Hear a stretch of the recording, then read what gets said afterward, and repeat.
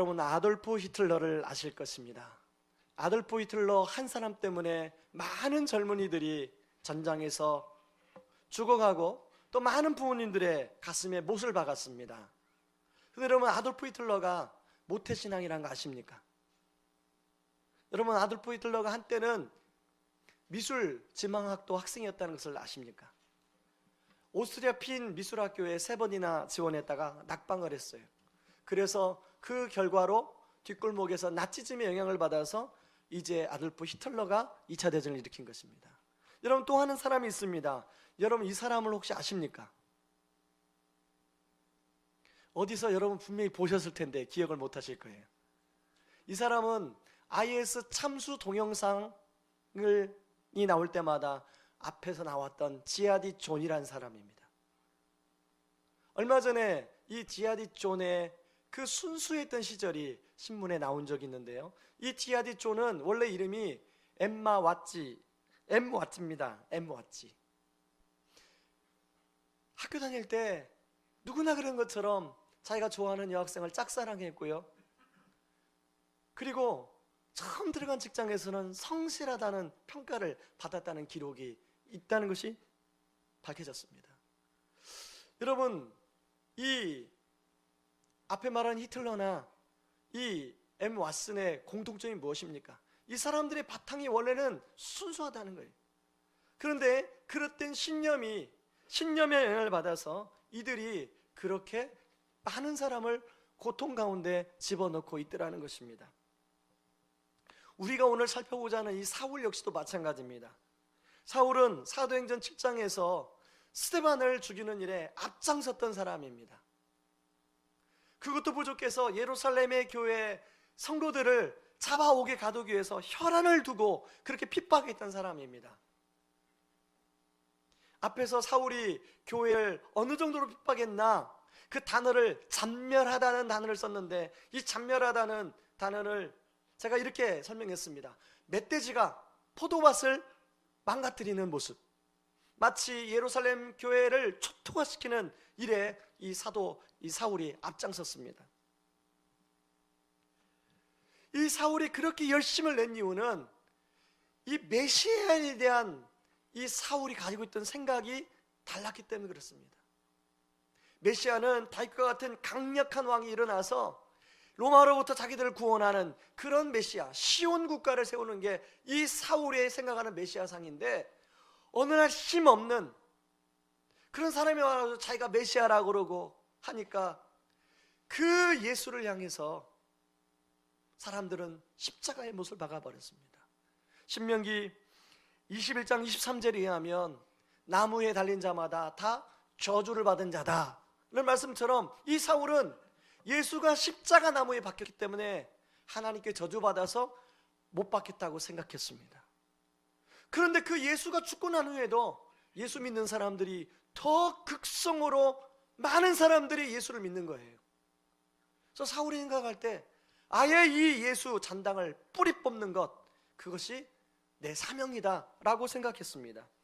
그래서 오늘 본문에 보면 이제 예루살렘에만 핍박하는 게 아니라 예루살렘에서 240km나 떨어져 있는 저 시리아 다메섹에까지 가서 공문을 받아들고 가서 예수 믿는 사람을 잡아 죽이려고 쫓아가고 있습니다.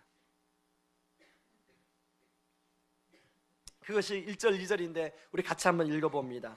시작. 사울이 주의 제자들에게 대하여 여전히 위협과 설계가 등등하여 대제사장에 가서 다메섹 여러 회당에 가져갈 공문을 청하니 이들 만일 그 도를 따르는 사람을 만나면 남녀를 막론하고 결박하여 예루살렘으로 잡아오려 함이라. 사울이 다메섹을 향하여 출발했다는 소식이 다메섹에 있는 그리스도인들에게 들렸습니다. 이 다메섹에 있는 그리스도인들은 사울의 핍박을 피해서 도망간 사람들입니다. 240km 정도 떨어진 데까지는 쫓아오지 않겠지. 그런데 사울은 240km 떨어진 자리에도 쫓아가고 있어요. 여러분, 다메섹에 있는 그리스도인들이 이 사울이 온다는 소식을 들을 때 마음이 어떻겠습니까? 마음에 두려움이 몰려오기 시작했어요. 더 이상 어디로 도망갈 수 있을까? 그런데요, 그 사울이 다메섹에 와서 한 행동이 전혀 기대했던 행동과는 다른 반응을 보이고 있습니다. 예수를 믿는 사람들은 사울이 다메섹에 오면 큰일 날 것이다라고 한 생각을 했고, 이제 유대인들은 사울만 와봐라, 저 예수쟁이들 다 잡아서 오게 가둘 것이다 라는 기대를 했는데, 사울이 와서 하는 행동을 보니 오히려 예수가 그리스도라고 증언을 하고 있는 그런 모습을 보이고 있더라는 것입니다. 유대인들은 그런 사울의 모습을 보고 당혹스러워합니다. 그리고 그리스도인들조차도 그런 사울의 모습을 보고 놀랍니다. 다메섹의 그리스도인들에게는 완전한 영적 분위기에 반전이 일어났어요. 이제 사울이 오면 모두가 잡혀 죽일 것이라고 그렇게 두려워했는데, 오히려 사울이 와서 예수가 그리스도라고 이야기를 하니까, 그리고 예수가 그리스도라는 것을 더 확신 있게 이야기하니까 굉장한 반전이 일어나기 시작했습니다. 이런 반전은 사도행전 9장 전체에 보여주고 있는데요, 1절은 어떻게 시작하냐면 주의 제자들에게 위협과 살기가 등등하여, 다시 말해서 주의 제자들이 그 사울의 위협과 살기가 등등한 것 때문에 위축되어 시작됐는데, 31절 한번 읽어보시기 바랍니다. 31절 읽습니다. 시작. 그리하여 온 유대와 갈릴리와 사마리아와 교회가 평안하여 든든히 서가고 주를 경외함과 성령의 위로로 진행하여 수가 더 많아지니라. 전혀 다른 양상으로 나타납니다. 여러분, 사울은 아까 보여준 지하디 존과 같은 그런 예수 믿는 사람을 핍박했던, 앞장섰던 사람이에요. 그런데 그 사울이 자기 인생에 찾아온 성령의 반전을 받아들이자 오늘 15절에 나온 것처럼 임금들과 유대인들과 이스라엘 자손들에게 복음을 전하는 택한 그릇으로, 그런 인생으로 바뀌어 쓰임받고 있다는 것입니다. 여러분, 이 사울을 통해 무려 신약성경이 13권이 쓰여졌어요. 그리고 이 사울을 통해서 예수를 믿고 주께로 돌아온 사람이 정말로 많아졌어요. 저는 피조물로서 우리가 이 땅에 태어나 참 의미 있고 가치 있는 일을 할 수 있습니다. 어떤 것을 개발할 수도 있고요, 어떤 것을 만들어낼 수도 있고, 많은 일들을 할 수 있어요. 그런데 제가 오늘 이 사울을 묵상하면서 피조물 중에 가장 영광스러운 인생, 가치 있는 인생을 산 게 바로 이 사울 같은 인생이 아닐까, 그런 생각이 들었습니다. 그야말로 사울의 인생은 위대한 반전이 일어났습니다. 저는 이 사울에 일어난 위대한 반전이 사울에게만 일어나는 것이 아니라 오늘날 하나님이 우리 모두를 향하여 그런 위대한 반전을 일으키기를 하나님이 원하신다는 것입니다. 저는 오늘 예배드리는 모든 성도님들의 인생 속에서 이런 사울에게 일어난 위대한 반전이 일어날 수 있기를 주님의 이름으로 축원합니다. 그렇다면 이런 위대한 반전이 일어나기 위해서 두 가지 정도를 좀 생각해 보기를 원하는데, 첫 번째는 위대한 반전이 일어나기 위해서는 영적인 항복이 필요하다는 것입니다. 여러분, 요한계시록 3장 20절 말씀을 같이 한번 우리 읽어보겠습니다. 같이 읽습니다. 볼지어다 내가 문 밖에 서서 두드리노니 누구든지 내 음성을 듣고 문을 열면 내가 그에게로 돌아가 그와 더불어 먹고 그는 나와 더불어 먹으리라. 저는 이 말씀을 묵상할 때마다 한 그림이 떠올라요. 사춘기 자녀를 둔 부모님, 그 사춘기 자녀, 이제 부모님과 말싸움을 태극태극 하다가 아이가 문을 확 닫고 안에서 문을 탁 잠궈버립니다. 그런 일이 지난주에 여러분 성도님들의 가정에 있으셨습니까? 그런데 얘가 한 끼 지나면 문을 열어줄 줄 알았는데 문을 안 열어주는 거예요. 그러니까 부모는 얘가 밥을 안 먹으면 어떻게 하나 싶어서 문을 두드리는 거예요. 근데 이 아이는 계속 문을 안 열어주는 거예요. 저는 그런 그림이 떠올라요. 여러분, 우리 하나님이 우리를 하나님의 형상대로 지었습니다. 이 하나님의 형상대로 지었다는 것은 동물과는 다른 세 가지 다른 걸로 우리를 지었는데요, 첫 번째 동물과는 다르게는 우리는 하나님 형상대로 창조적인 존재로 지으셨어요. 동물은 창조할 수가 없습니다. 사람은 창조가 가능해요. 그리고 동물과는 다르게 사람은 온갖 오묘한 감정을 느끼도록 지으셨어요. 소가 도살생 끓일 때 눈물 흘리는 감정을 느끼죠. 그러나 사람만큼 깊고 오묘한 감정을 느끼는 동물이 없어요. 또 하나, 마지막 세 번째, 진짜 중요한 건데, 우리는 하나님과 교제하도록 지어졌다는 거예요. 우리 사람은 하나님과 함께 교제하며 친밀감을 나누며 살 때 비로소 존재감을 느끼는 존재, 행복감을 느끼는 존재로 그렇게 지었다는 거예요. 그래서 하나님은 끊임없이 우리 인생의 문을 두드리시는 거예요. 왜 두드리냐면, 문을 열면 내가 너와 더불어 먹고 너와 더불어 마시겠다고. 저는 여러분의 인생의 문을 열어 오늘 이 예배 시간을 통하여 우리 주님과 함께 더불어 먹고 마시는 예배가 되기를 주님의 이름으로 축원합니다. 그런데요, 많은 사람들이 문을 꽁꽁 닫고 문을 안 열어주는 거예요. 마치 사춘기 자녀처럼. 오늘도 사울도 마찬가지입니다. 여러분, 사도행전 7장에 보면 스데반이 구약의 성경을 쭉 인용하면서 유대인들 앞에서, 사울 앞에서 연설을 하는 내용이 나와요. 저는 그 말씀이 스데반이 하는 연설이 아니라 성령님이 스데반의 입술을 통해서 사울의 인생의 문을 향한 두드림이라고 생각했습니다. 그런데도 사울은 인생의 문을 열질 않아요. 꽁꽁 닫아요. 여러분, 예수님이 십자가에 못 박힐 때 사울이 어디 있었겠습니까?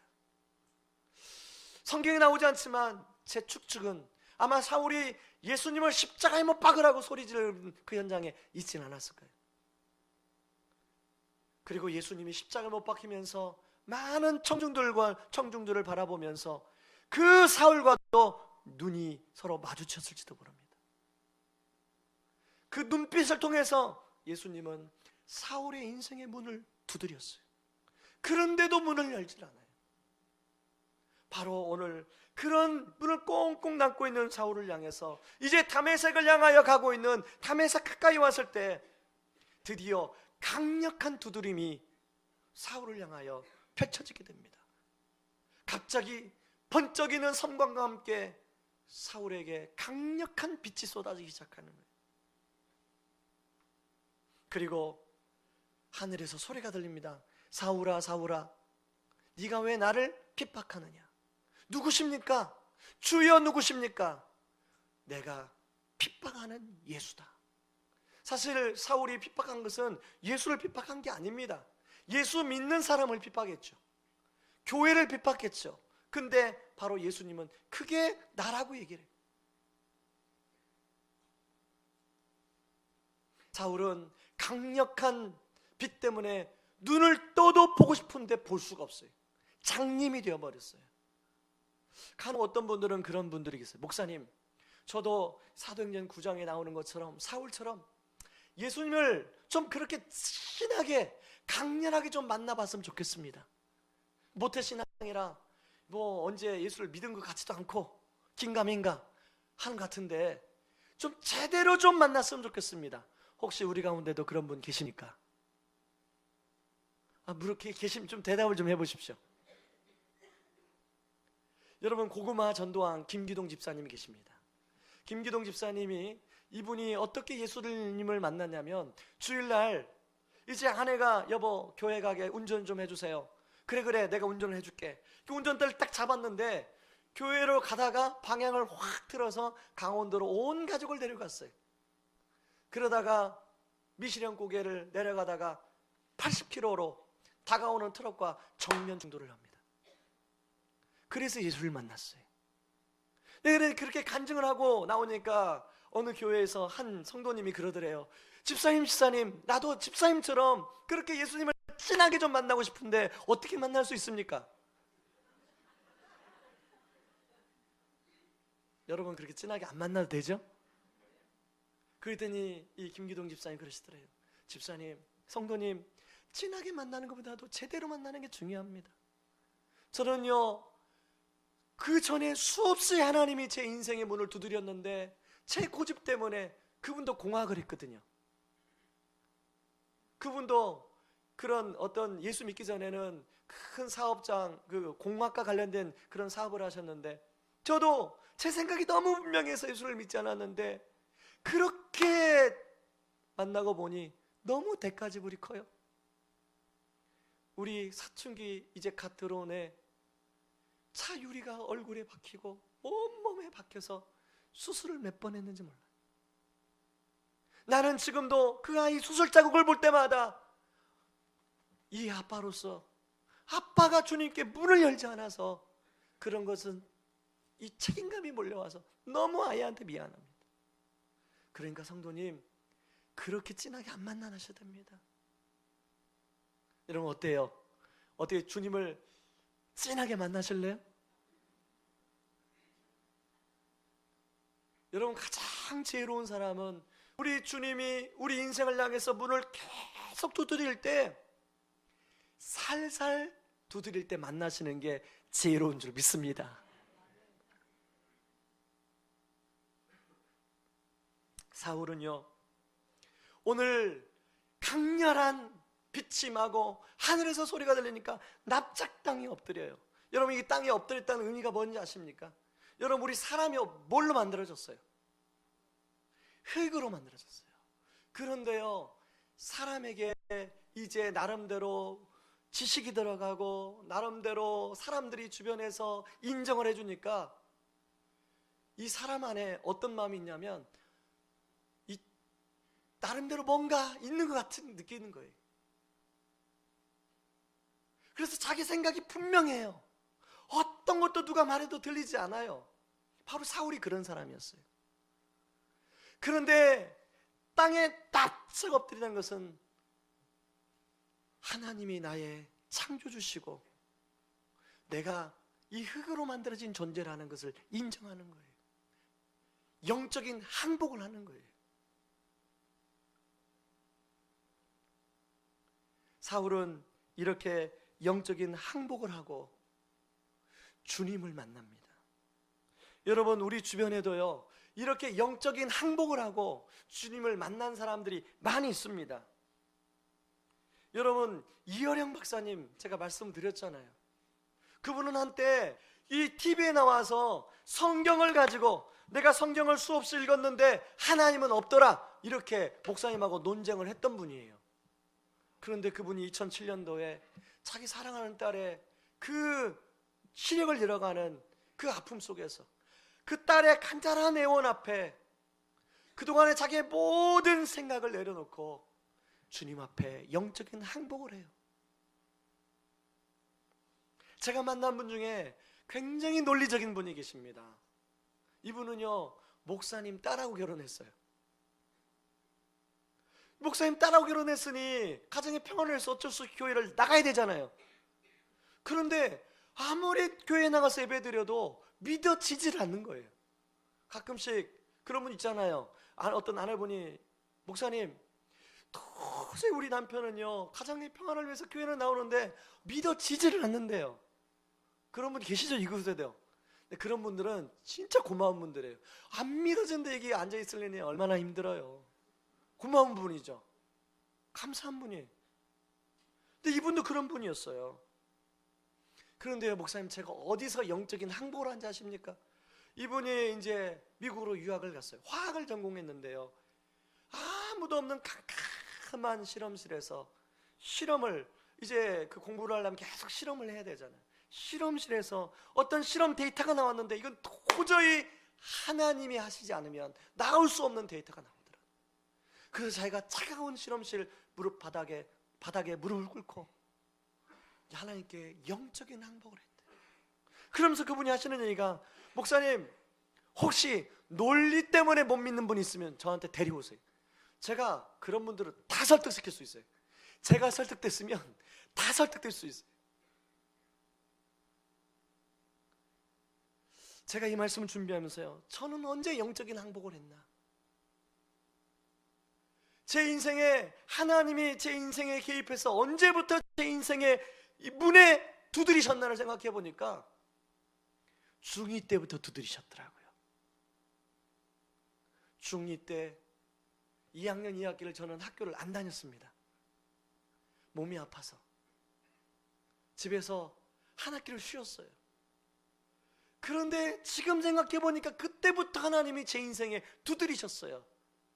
저희 막내가 저를 닮아서 고집이 세다고 그랬잖아요. 제가 한 고집을 하니까 중2 때 제 인생에 찾아오셔서 두드리셨어요. 그리고 고3 때 또 찾아오셔서 두드리셨어요. 그리고 20대 초반에 저 강원도 화천에 하나님이 군대 생활을 보내놓고 거기서 또 두드리셨어요. 제 인생에 하나님이 계속 인생의 문을 두드리셨어요. 여러분의 인생에 하나님이 언제부터 두드리셨습니까? 그리고 여러분은 언제 그 인생의 두드림 앞에 문을 열기 시작했습니까? 여러분, 제가 이 말씀을 준비하다가요, 예수님을 인격적인 만남의 문을 여는 건 한 번이지만 하나님의 두드림은 계속되더라고요. 성령의 두드림은 계속되더라고요. 이미 예수님을 인격적으로 만나서 문을 열고 만났는데도 어떤 것에 순종하지 않아서 하나님이 계속 두드리는데 저는 계속 제 고집을 피우고 문을 닫아요. 여러분의 인생도 마찬가지일 거예요. 여러분 여기 계신 분들이 이미 문을 열어서 예수님을 만났을 거예요. 그러나 또 어떤 문제에 대해서는 계속 문을 닫고 주님이 두드리고 있는데 문을 열지 않고 있는, 고집 피우고 있는 사춘기 아이 같은 그런 모습을 하고 있는 분이 계실지도 몰라요. 중요한 것은 오늘 사도 사울처럼 빨리 땅에 납작 엎드린 영적인 항복을 하는 게 중요한 줄 믿습니다. 영적인 항복을 하고 나니까 마음이 얼마나 자유한지, 마음이 얼마나 평안한지, 그것은 영적인 항복을 한 사람만이 알 수 있어요. 여러분, 지금도 어떤 문제 때문에 하나님은 두드리는데 어떤 그 문제에 대해서만큼은 문을 꽉 닫고 있는 분이 계십니까? 그만 고집 피우지 마시고 문을 여세요. 우리 하나님의 두드림 앞에 문을 여시기 바랍니다. 그럴 때 하나님이 주시는 참된 평강이 있어요. 저는 오늘 예배가 이런 하나님 앞에 영적인 항복을 하며 나아가는 예배되기를 원하고, 그러므로 영적인 항복하는 자에 주시는 하나님의 평강이 예배드리는 자들에게 임할 수 있기를 주님의 이름으로 축원합니다. 여러분, 위대한 반전이 어떻게 일어날 수 있을까요? 오늘 두 번째는 성령님이 이끌어주시는 만남의 축복을 경험할 때 위대한 반전이 일어날 수 있어요. 여러분, 9절에 보니까 이제 그 다메섹에서 강렬한 빛을 쏘인 사울이 어떻게 하고 있어요? 보지도 못하고 먹지도 못하고 마시지도 못하는 흑암의 시간을 보내고 있어요. 그런 사울에게 아나니아가 찾아갑니다. 그리고 아나니아가 사울에게 안수를 해요. 안수하자마자 사울 눈에 있는 비늘 같은 것이 벗겨지기 시작해요. 그리고 보기 시작하고 먹고 마시기를 시작하죠. 그런데 아나니아가 사울에게 찾아가는 것은 쉬운 일은 아니었어요. 주의 사자가 아나니아야, 다소거리에 있는 사울을 좀 찾아가라. 그랬더니 아나니아가 뭐라고 합니까? 주님, 제가 그 사울에서 이미 들었는데요, 그 사울은요 예수 믿는 사람을 잡아 옥에 가두려고 있다, 이곳에 온 사람이에요. 어떻게 제가 그 사람한테 갈 수 있습니까? 그랬더니 성령님이 아나니아에게 뭐라고 그래요? 아나니아야, 내가 이방인과 임금들과 사람들에게 복음을 전하기 위해서 택한 그릇이다. 그랬더니 아나니아가 순종하고 찾아갑니다. 사울에게 아나니아와의 만남은 사울의 인생의 은인이에요. 그런데요, 이런 아나니아와의 만남에만 있는 게 아니라 26절에 보니까 또 하나의 축복된 만남을 갖는데 바나바와의 만남을 가져요. 사울이 이제 다메섹에서 그렇게 예수를 만나고 갈라디아서 1장 17절 18절에 의하면 사울이 아라비아 사막으로 3년 동안 가서 성경을 연구합니다. 그리고 예루살렘으로 돌아와요. 예루살렘에 돌아와서 사도들과 제자들과 교제하고 싶은데 아무도 사울을 받아들여 주질 않아요. 근데 그때 나섰던 사람이 누구예요? 바로 그 바나바예요. 27절 말씀을 같이 한번 읽어보겠습니다. 읽습니다. 바나바가 데리고 사도들에게 가서 그가 길에서 어떻게 주를 보았는지와 주께서 그에게 말씀하신 일과 다메섹에서 그가 어떻게 예수의 이름으로 담대히 말하였는지를 전하니라. 바나바가 사울을 데리고 가서 이 사울이 어떻게 다메섹에서 예수를 만났는지, 그리고 다메섹에서 어떻게 복음을 전했는지 제자들과 사도들에게 이야기를 해요. 그랬더니 마음의 문을 열고 사울을 받아들입니다. 사울에게 있어서 이 아나니아와의 바나바와의 만남은 인생의 반전을 이루는 중요한 만남이었어요. 이처럼 만남의 축복은 아무리 강조해도 부족하지 않습니다. 그래서 많은 사람들이 어떻게 하면 나도 이런 좋은 만남을 이룰 수 있을까 기대하고 또 그런 만남을 구하는 분들이 많아요. 그래서 때로는 그런 만남을 위해서 인위적으로 그런 만남을 쫓아다니는 사람들이 있습니다. 그래서 인맥 형성이 재산이라고 그렇게 말하고 쫓아다니는 사람이 있어요. 그런데요, 사회에서는 그게 통할지 모르지만 성령의 일에서는 그게 통하지가 않아요. 인위적으로 만나려고 하는 만남을 통해서는 하나님이 일하지 않습니다. 희한해요. 하나님이 분명히 저 사람을 통해서 일할 것 같아서 저 사람과 뭔가 조금 관계를 맺고 싶은데 하나님은 그렇게 일하지 않으세요. 왜 그럴까요? 사람을 의지하는 걸 원치 않으시니까. 그래서 중요한 우리가 만남의 축복이 중요한데 성령이 이끄시는 만남의 축복이 중요한 줄 믿습니다. 여러분 다시 한번입니다. 성령님이 이끄신 만남의 축복을 경험할 수 있기를 바랍니다. 이건 인위적 만남이 아니에요. 우리가 올바른 길로 걸어갈 때, 하나님이 필요하실 때 성령님을 통해서 중요한 만남들을 우리 인생에 붙여주신 줄 믿습니다. 여러분 솔제니친을 여러분 아십니까? 원래 이름은 알렉산드로 솔제니친이죠. 알렉산드로 솔제니친이 러시아 문호로서 노벨상을 수상하지 않았습니까? 그런데 여러분, 이 솔제니친이 노벨상을 수상한 데는 생명의 은인이 있어요. 수용소에 있을 때 이 솔베크라는 의사가 원래는 수술 명단에 없는 이 솔제니치를 수술을 해줘요. 의사가 그 당시에 수술 명단에 없는 솔제니치를 수술해서 이 솔베크가 사형 선고를 받습니다. 근데 사형 선고를 받는 전날 이 솔제니친의 침대에 찾아가요, 솔베크가. 그래서 밤새도록 예수 그리스도를 전해줘요. 그리고 그 다음날 솔베크는 형장의 이슬로 사라집니다. 만약에 이 솔베크라는 의사와의 만남이 없었더라면 솔제니치는 이 세상에 존재할 수도 없고 그런 노벨상을 수상할 수도 없었죠.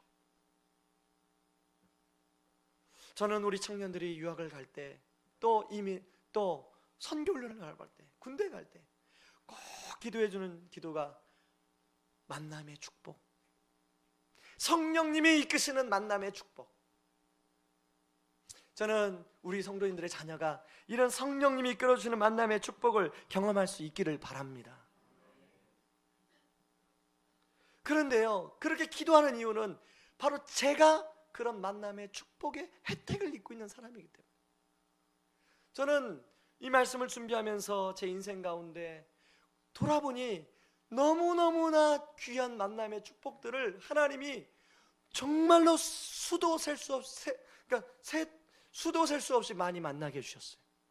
발음이 안 나오네. 정말 많이 만난다. 그런 만남들을 하나님이 그때그때마다 만나게 해주셔서 오늘날 저란 사람을 이곳에 세우도록 해주셨더라고요. 너무나 감사해요. 대학교 1학년 때 만났던 양은호라는 선배.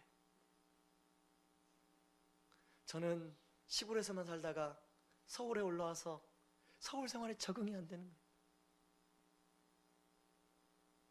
그래서 휴학하고 다시 시골로 내려가려고 캠퍼스에 앉아 있는데 한 선배님이 찾아와서 저에게 나랑 같이 함께 우리 집에 살자.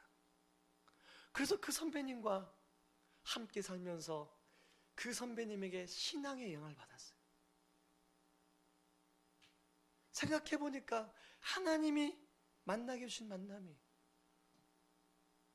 그 만남 이후로 수많은 유익한 만남들이 너무 많았는데 제 인생에 2003년 5월에 어느 버스에서의 만남을 잊을 수가 없어요.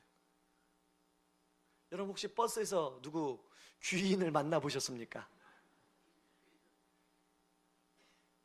그 당시에 국제제자훈련은 지도자 세미나에 가서 한 1000명의 목사님들이 참여했는데 이제 마지막 날 교회 탐방을 합니다. 교회 탐방을 하는데 목사님들이 너무 많으니까 이제 버스에서 앉혀야 되는데 가나다라로 버스를 앉히죠. 근데 제가 온시니까 옆에 누가 앉았겠어요? 왕씨가 앉아있죠. 그렇게 해서 만나게 된 게 하늘빛 우리교회 왕재천 목사님이었어요. 그렇게 해서 가게 된 게 제가 분당 우리교회를 부임하게 됐어요. 그렇게 해서 이찬수 목사님을 만났고, 오늘 우리 이번에 고난중간 특세하는 우리 동역하는 목사님들, 전 동역자들 거기서 만났어요.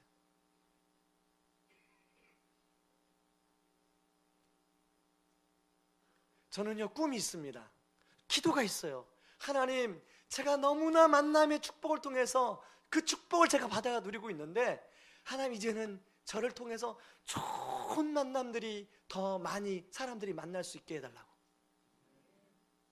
그리고 그런 걸 볼 때마다 너무 기뻐요. 저는 의왕 우리 교회를 통해서 하나님이 좋은 만남들이, 만남의 장이 이곳에서 이루어질 수 있길 바랍니다. 그래서 서로가 서로에게 좋은 신앙의 영향을 주고, 서로가 서로에게 바나바가 되어주고, 서로가 서로에게 아나니아가 되어주고, 이렇게 해서 성령이 이끌어주시는 만남의 장이, 특별히 다락방 안에서 그런 성령이 이끌어주시는 만남의 장이 일어나기를 주님의 이름으로 축원합니다. 마무리 말씀을 하면서, 여러분, 우리 다락방에 함께 울고 웃는 그런 다락방, 지난주에 어느 한 순장님이 다락방에 사진을 올리셨더라고요.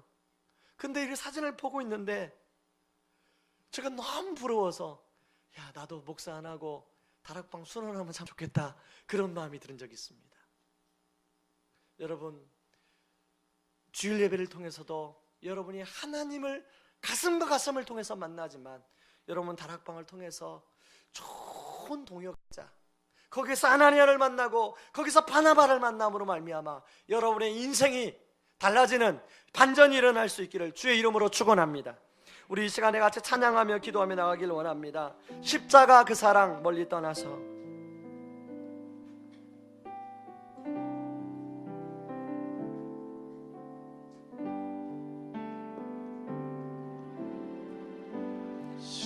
십자가 그 사랑 멀리 떠나서, 멀리 떠나서 무너진 나의 삶 속에, 무너진 나의 삶 속에 잊혀진 주내, 잊혀진 주내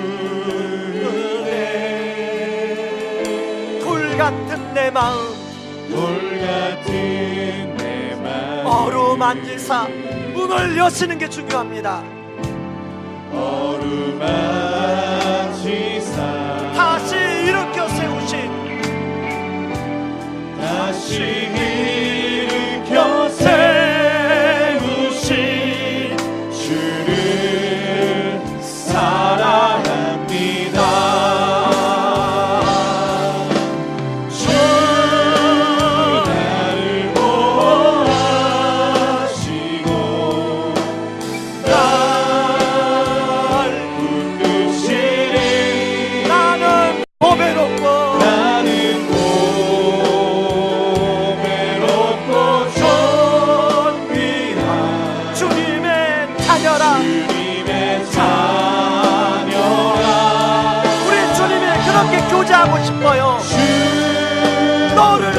붙드시고 널 붙드시리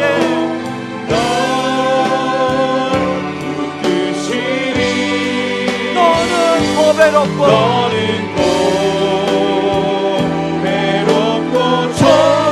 존귀한 주의 자녀라 지나간 일들을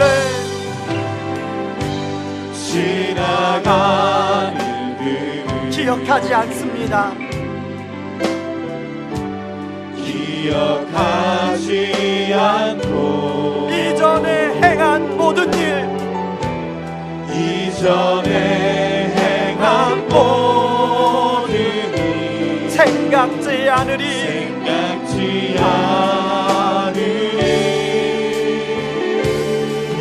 사막의 강물과 길을 내시는 주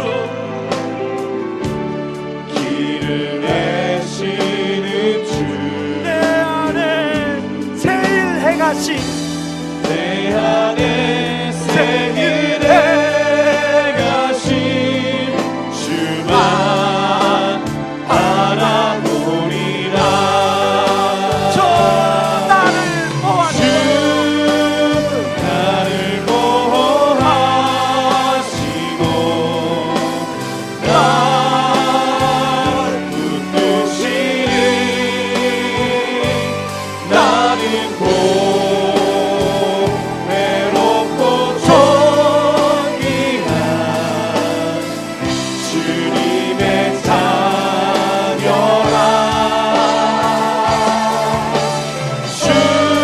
서로에게 너를 보호하시고 우리 옆사람에게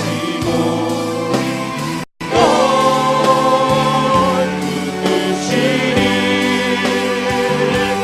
너는 고외롭고 존귀한 주의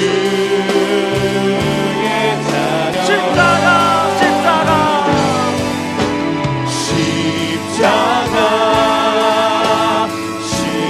십자가 그 그늘 안에 내 소망이 있네 십자가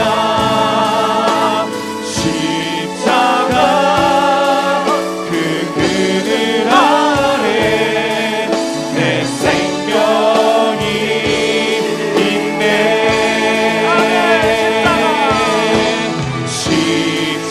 십자가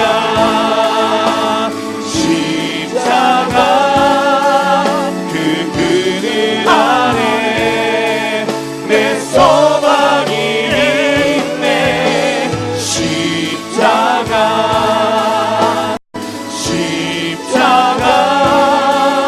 그 그늘 안에 내 생명이 한 번 더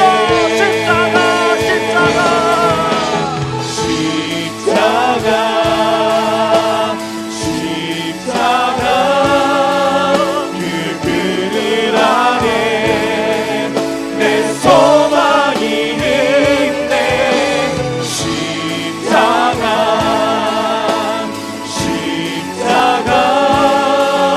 그 그늘 안에 내 생명이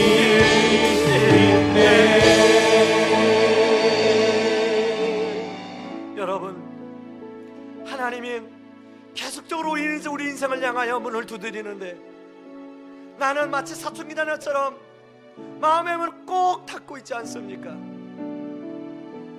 우리 하나님의 두드림 앞에 마음의 문을 열지 않겠습니까? 이 시간에 영적인 항복이 있는 인생이 행복한 인생인 줄 믿습니다. 하나님 아버지 이 시간에 내 안에 두드림 앞에 영적인 항복을 할 수 있도록 도와주시옵소서. 하나님 나도 아버지 하나님 사울에게 바나바와 아나니아를 만난 것처럼 그런 만남의 축복을 누리게 하여 주시고 만남의 축복의 통로가 되게 하여 주시옵소서.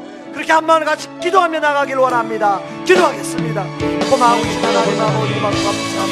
우리가 이 땅을 사랑하며 아버지 하나님 예수님의 삶이 그러했던 것처럼 또 하나님과 함께 동행하셔서 수많은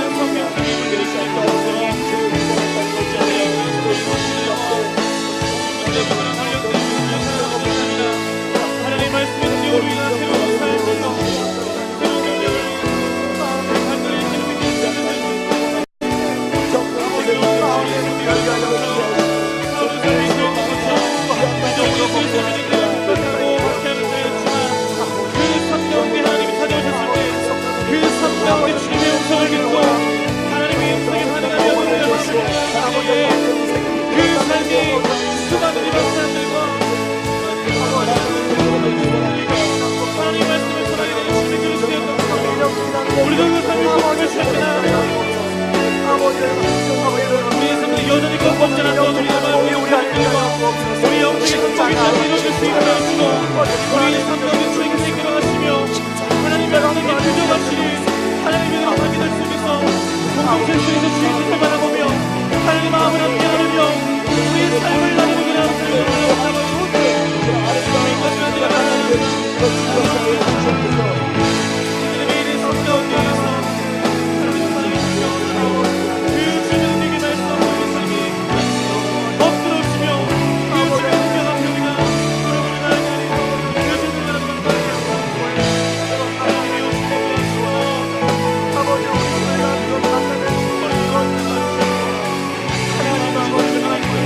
만남의 축복이를 하게 되기를 원합니다. 하나님이 원합니다. 하나님 그런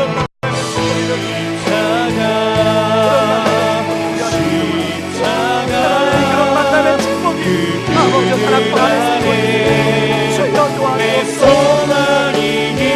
아버지 하나님 안에 주여 도와주옵소서. 그런 만남의 축복이 아버지 우리 자녀들 삶에 그런 만남의 축복이 일어나게 도와주시옵소서. 생의 삶을 통하여 그런 만남의 축복이 일어나게 도와주옵소서.